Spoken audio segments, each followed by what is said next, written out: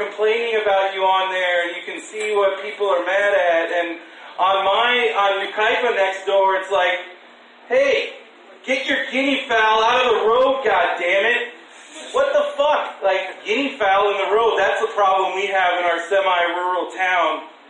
By semi-rural, I mean one side of the town is like picture-perfect suburbia and Johnny's taking his piano lessons, and then where I live, it's sidewalks optional and views of cows and rendering plants. But it's fine, I like it. We have a newspaper, it's mostly full of editorials from old people that are mad that the town isn't rural anymore.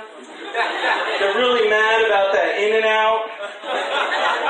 Because I'm not even joking, like this guy's like, my cows, they don't like all the cars by the In-N-Out. I'm like, I think your cows are just scared of their future, man.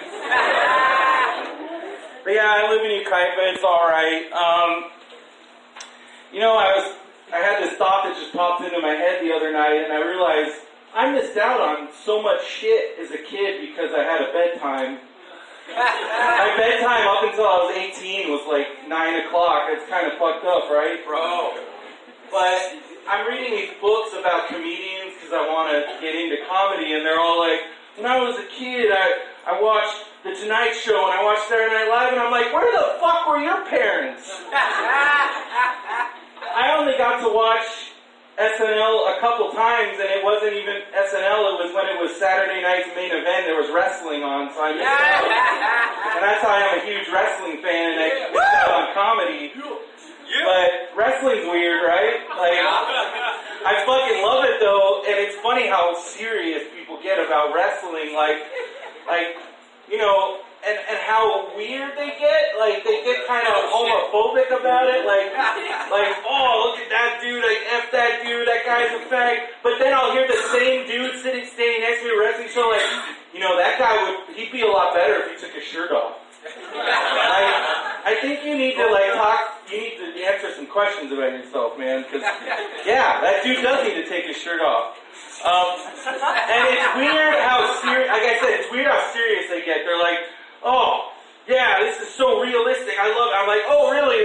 This match between this 50-year-old undead wizard and this giant Samoan dude wearing a tactical vest.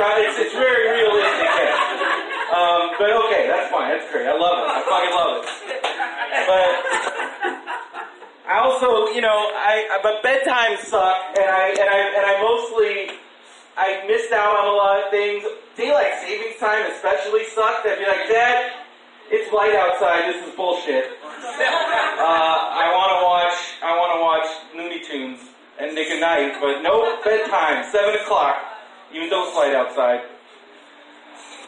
Let's see what else I got.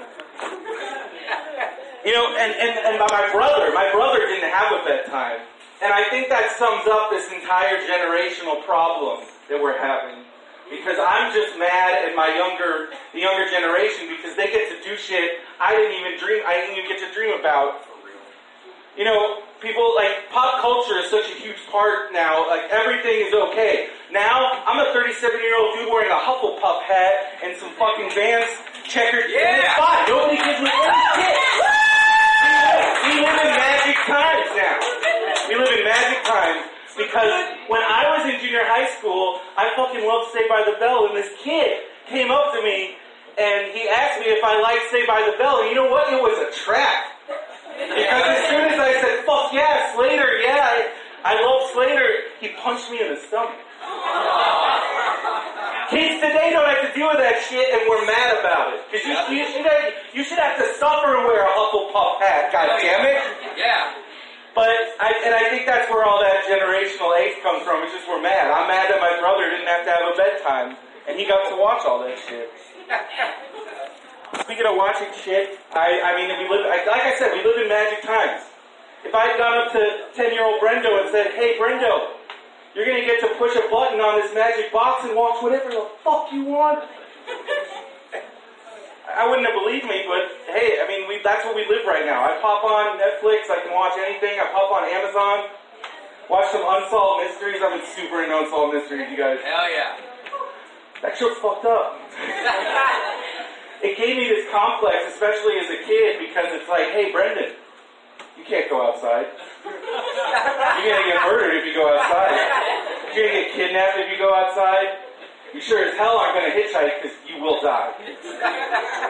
And hey, Brendan, you can't go in your house either. Because it's haunted. And those ghosts will try and kill you. But hey, you know, maybe you made it past the ghosts and you're in your bed. Well, there's aliens and they're going to come in your room and they're going to take you away. And here's some freaky ass footage to prove it. And then let's have Robert Stack on there. Tonight, you might solve a mystery. God damn it, that is way too much pressure, Robert Stack. But that show does have one upside. Because Brendan, there might be buried treasure in your basement.